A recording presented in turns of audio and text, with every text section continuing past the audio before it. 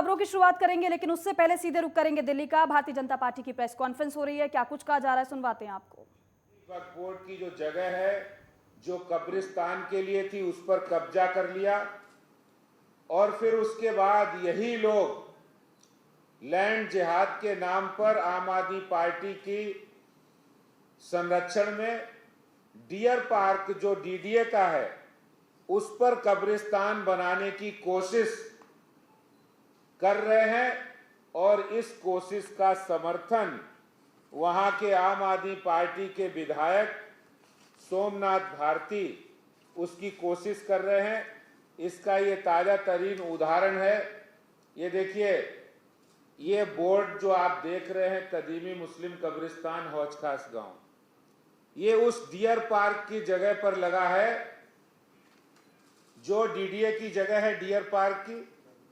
ये देखिए, सौजन्य से ये मिटा दिया गया है। ये नाम है सोमनाथ भारती, प्रिय विधायक अरविंद केजरीवाल की आम आदमी पार्टी के मालवीय नगर से, जो अरविंद केजरीवाल के बहुत खासम खास हैं।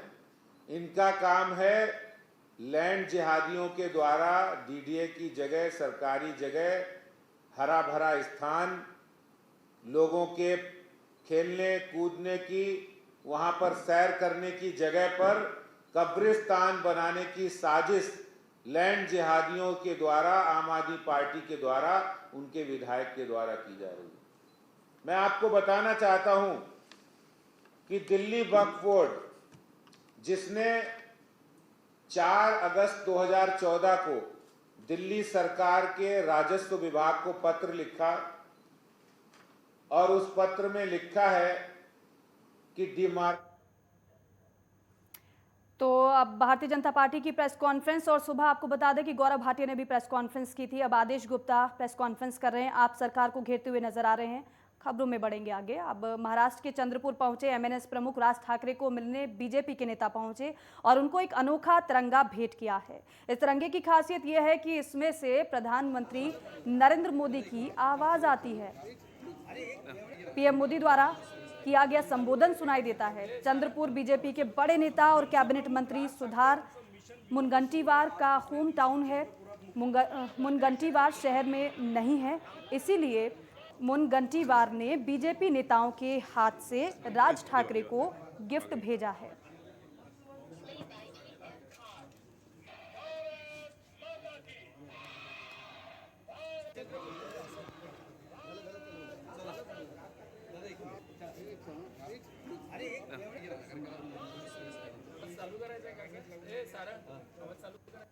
मनसे प्रमुख राज ठाकरे यांचं मिशन विदर्भ सुरू आहे।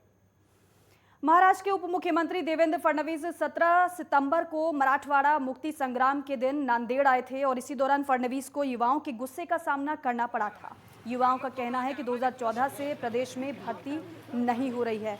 शिक्षा विभाग में रिक्तियां होने पर भी राज्य सरकार भर्तियां नहीं कर रही है और इसीलिए साल दर साल भर्ती की तैयारी कर रहे युवाओं को बेरोजगारी का सामना करना पड़ रहा है। इसलिए भर्ती की तैयारी कर रहे युवाओं को कई समस्याओं का सामना भी करना पड़ रहा है और इसी के चलते उप मुख्यमंत्री देवेंद्र फडणवीस को इन युवकों के गुस्से का सामना करना पड़ा। इस समय युवकों ने फडणवीस के सामने कर्मचारियों की भर्ती करने की मांग की। युवकों ने आक्रामक नारे लगाए। इन युवकों का अभी युवा सेना ने समर्थन किया है और लाठीचार्ज की निंदा की है। युवा सेना के संयुक्त सचिव माधव पावड़े ने कहा है कि लाठीचार्ज करने वाले युवाओं के लिए राज्य भर की सड़कों पर विरोध प्रदर्शन करेंगे।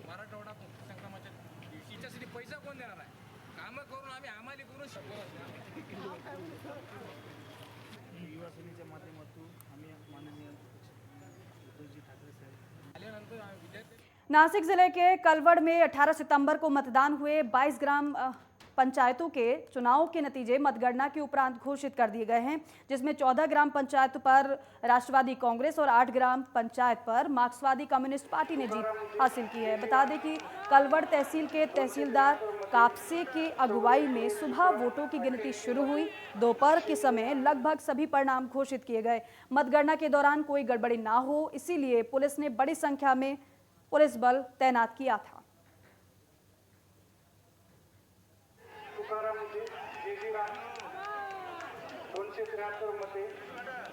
तो मतगणना के बाद नतीजे घोषित कर दिए गए हैं और विक्ट्री का साइन दिखाते हुए जो विजेता हैं वो आपको नजर आ रहे हैं।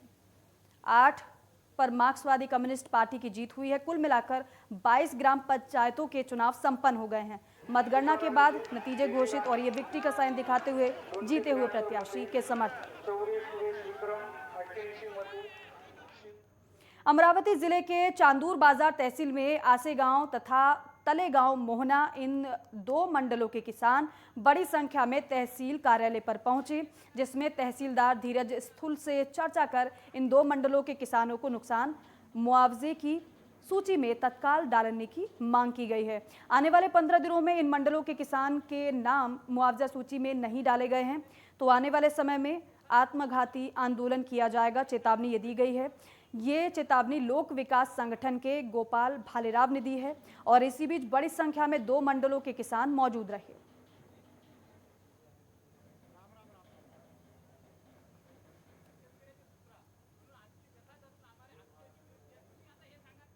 चंद्रपुर महाओशनिका पावर स्टेशन में उतरने जा रहे परियोजना पीड़ितों को नौकरी देने की बजाय फर्जी दस्तावेज जमा कर दूसरों को नौकरी दे दी गई। सामाजिक कार्यकर्ता बलिराज धोटे ने इस घोटाले को उजागर किया है। हालांकि एक अधिकारी ने उनके खिलाफ 25 करोड़ का मानहानि का दावा दायर किया था। प्रशासन के दस्तावेजों के सत्यापन की जांच में पता ये चला है कि 188 में से 100 लोगों के दस्तावेज फर्जी हैं। दरअसल केंद्र में मानव संसाधन विकास विभाग, जिला पुनर्वास कार्यालय और दलालों के रैकेट द्वारा बेरोजगारों से करोड़ों रुपए की उगाही की गई। उसने परियोजना के शिकार होने का दावा करते हुए फर्जी दस्तावेज बनाए और उसे एक बिजली संयंत्र में प्रशिक्षु के रूप में नियुक्त किया गया। मार्च 2021 में भर्ती किए गए 60 में से 25 और नवंबर 2021 में चयनित 128 उम्मीदवारों की सूची में 75 परियोजना पीड़ित अब सामने आ गए हैं। इस मामले में कुछ लोगों को पहले ही गिरफ्तार किया जा चुका है।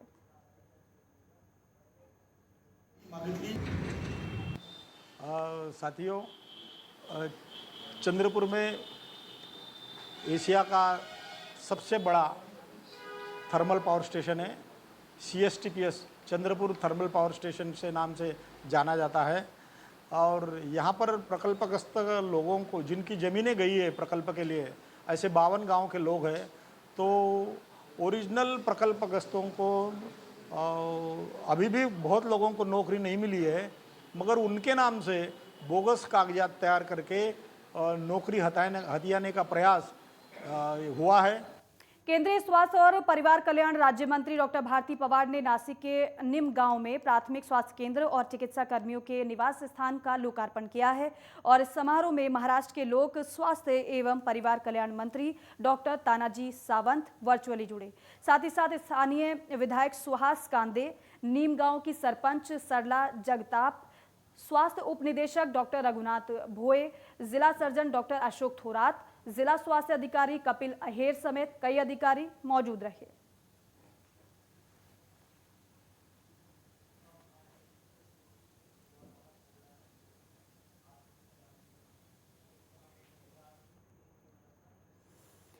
और चलिए वक्त हो गया एक छोटे से ब्रेक का।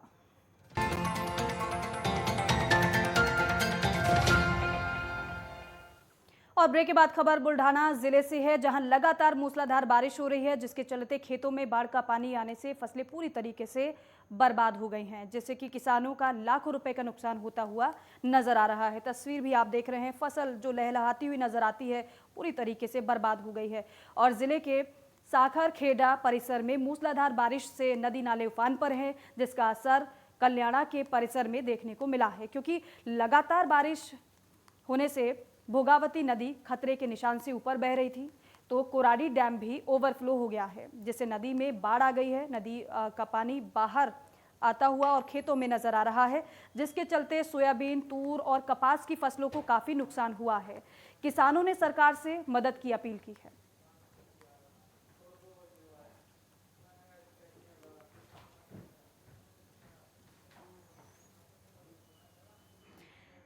और वही जलगांव में 5 दिन से हो रही मूसलाधार बारिश की वजह से नदियों ने उग्र रूप धारण कर लिया है। प्रशासन की तरफ से सतर्क रहने के आदेश दिए गए हैं। बोरी नदी के 10 दरवाजे खोले गए हैं। ये दृश्य देखने लायक है। 5 दिन से लगातार बारिश हो रही है। बारिश की वजह से नदी नाले उफान पर हैं और बोरी नदी के 10 दरवाजे खोले गए हैं। वही तस्वीर आप देख रहे हैं। तो इन तस्वीरों को देखकर आप अंदाजा लगा सकते हैं कि लगातार बारिश की वजह से नदियों का जलस्तर कितना ज्यादा बढ़ गया है। बोरी नदी के 10 दरवाजे खोलने पड़े हैं। ओवरफ्लो हो चुकी हैं नदी नाले और पानी खेतों तक किसानों के पहुंच रहा है, लोगों के घरों तक पानी पहुंच रहा है और ये 10 दरवाजे बोरी नदी के खोले गए हैं। पुणे का राजगुरु नगर बस अड्डा पुणे नासिक हाईवे का बस अड्डा बड़ा अड्डा माना जाता है और ये जगह पुणे से लगभग 40 किलोमीटर दूर है। यहाँ से हर रोज़ हज़ारों लोग सफ़र करते हैं। यह हाईवे बहुत भीड़-भाड़ वाला माना जाता है, लेकिन बावजूद इसके यहाँ पर कोई भी सुविधा नहीं दिख रही है। यहाँ से हर रोज़ 200 बसें आती जाती हैं और वहीं राजगुरु नगर बस डिपो में 77 बसें हैं। यहाँ लगभग 450 कर्मचारी काम करते हैं, लेकिन राजगुरु नगर बस अड्डे से आना और जाने वाले रास्ते बड़े बड़े गड्ढों की भेड़ चढ़े हुए हैं। हालांकि अभी हाल ही में इस रास्ते पर काम हुआ था, लेकिन इस रास्ते पर बड़ी बड़ी दरारें आ गई हैं और ये रास्ता फिर से खराब हो गया है।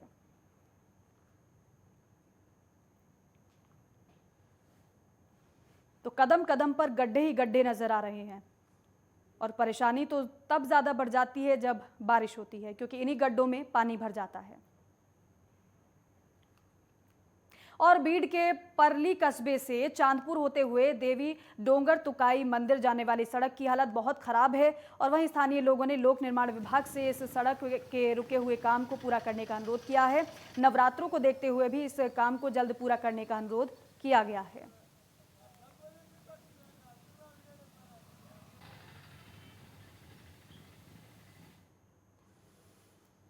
और बुल्ढाना के पेनटाकली डैम के 9 दरवाजे 20 इंच खोलने से पानी का भारी रिसाव हो रहा है और इसी वजह से वाशिम की पैनगंगा नदी में बाढ़ आने से वाशिम बुल्ढाना को जोड़ने वाले सर पखेड़ धोड़प और करडा गोभनी के मार्ग को बंद कर दिया गया है।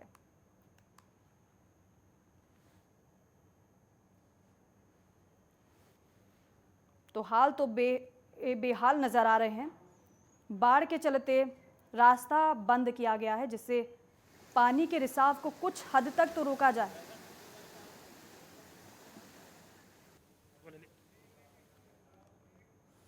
और आगे भी खबरें जारी हैं, लेकिन वक्त एक ब्रेक का है।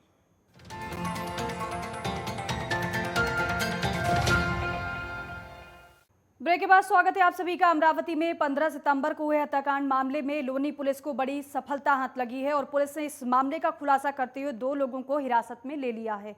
बता दें कि इस मामले की जांच के लिए 5 टीमें बनाई गई थी।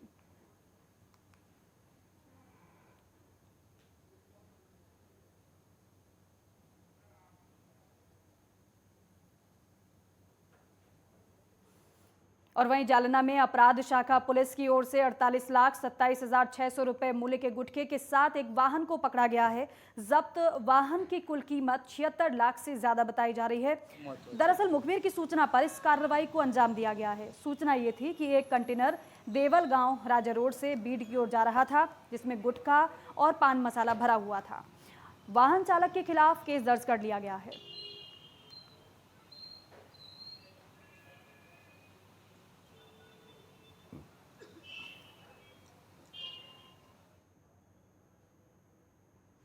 अकोला के कानडी गांव के आसपास खेतों में किसानों को तेंदुआ दिखाई दिया है और जिसकी सूचना तुरंत वन विभाग को दी गई। वन विभाग के कर्मचारी और अधिकारी तेंदुए को ढूंढने के लिए, पकड़ने के लिए गांव के खेतों में पहुंचे, लेकिन तब तक तेंदुआ लोगों की नजरों से ओझल हो चुका था। तेंदुए के बार बार दिखाई देने और किसानों पर हमला करने की वजह से आसपास के सभी गांव के किसान और गांववासी दहशत में हैं और मांग ये कर रहे हैं कि इस तेंदुए से उन्हें जल्द से जल्द छुटकारा दिलाया जाए। लेकिन आपको ये बता दें कि तेंदुआ 2 लोगों को घायल कर चुका है। अकोला वन विभाग में जो विवर्ट वन्य प्राणी है उसके अटैक होने के लगातार हमें माहिती मिल रही है। वो विवर्ट एक जगह ना होते हुए घूम रहा है, उसको जहाँ पे मतलब छुपने की जगह मिलती है वहीं पे वो रुकता है। तो जहाँ पे ये विवर्ट प्राणी है वहाँ पे मैं नागरिकों से, किसानों से आह्वान करना चाहूँगा कि अगर आपको ये दिखता है या फिर वो किसी जगह होने के चांसेस आपको लगते हैं तो वन विभाग को तुरंत इतला कर दे और उसके पास में ना जाए। उसको मतलब अभी क्या होता है कि जब वो विकट प्राणी है ऐसा गांव में जब पता चलता है तो लोग उसको देखने के लिए भागा दौड़ी करते हैं और वहाँ तक पहुँचते हैं। तो ये बिल्कुल गलत है, उसको देखने के लिए बिल्कुल ना जाए, वो जगह बिल्कुल खाली कर दे, वहाँ पे कोई मतलब आदमी वहाँ पे नहीं जाना चाहिए। और जलगांव में पिछले 15 दिनों से भारी बारिश हो रही है और जिले के भटगांव प्रभाग में बहुत तेज बारिश हुई है, जिससे फसलों को काफी नुकसान पहुंचा है और किसान मुआवजे की मांग कर रहे हैं। बारिश के चलते कपास, उड़द, ज्वार, मूंग और अन्य फसलों को काफी नुकसान हुआ है। इलाके में लगभग 108 मिलीमीटर बारिश हुई है, जिसका अनुमान विभाग ने लगाया था। तो बारिश की वजह से नुकसान ही नुकसान हो रहा है। सबसे ज्यादा किसानों को नुकसान, क्योंकि फसलें पूरी तरीके से जलमग्न हो गई हैं। किती आलं पाणी? जिन फसलों में लाखों रुपए किसानों ने खर्च किए थे, वो लाखों रुपए पानी में बह मग गए। आपला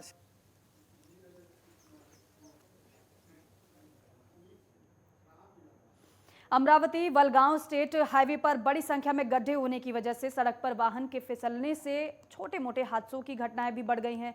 अब देखने में ये आ रहा है कि लोक निर्माण विभाग की उदासीनता के चलते इन गड्ढों की ओर कोई ध्यान नहीं दिया जा रहा है।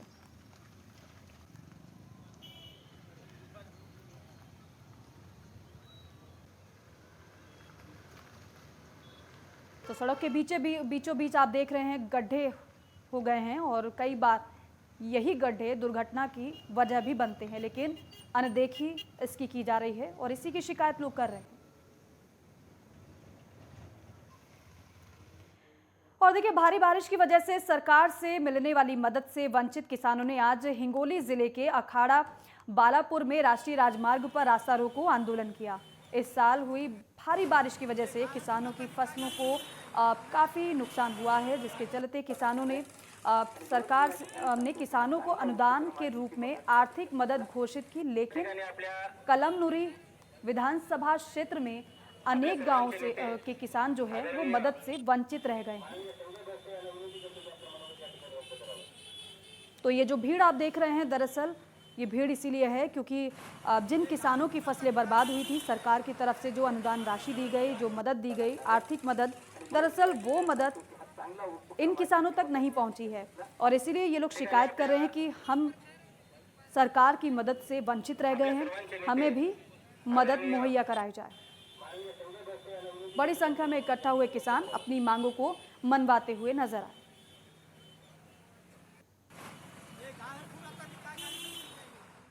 ग्रामीण पुलिस अधीक्षक अविनाश जी बारगल, इनके मार्गदर्शन में पुलिस ने बड़ी कार्रवाई की और हाथ भट्टी से शराब बनाने वाली 6 जगहों पर छापेमारी की गई। पुलिस द्वारा 12,60,000 रुपए की शराब बनाने की सामग्री को नष्ट कर दिया गया। फिलहाल पुलिस की कार्रवाई लगातार जारी है।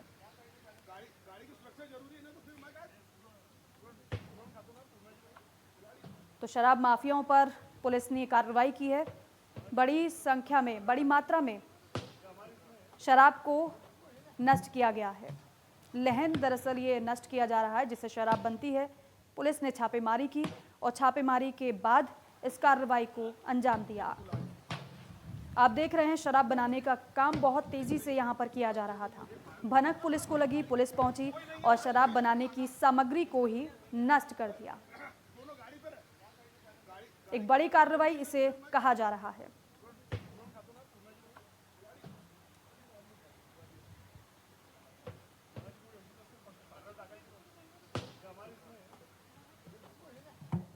और चोपड़ा तालुका में से 11 गांव के ग्राम पंचायत का चुनाव हुआ था और उसका नतीजा सामने आने से 11 गांव के ग्राम पंचायत के नतीजे में से 6 जगह पर राष्ट्रवादी कांग्रेस और 5 जगहों पर मुख्यमंत्री एकनाथ शिंदे गुट ने बाजी मारी है। चोपड़ा तालुका में राष्ट्रवादी कांग्रेस पार्टी ने बड़ी जीत हासिल की और पहले पायदान पर आ गया। वहीं शिंदे गुट 5 जगह पर जीत हासिल कर नंबर 2 की पार्टी बन गई है।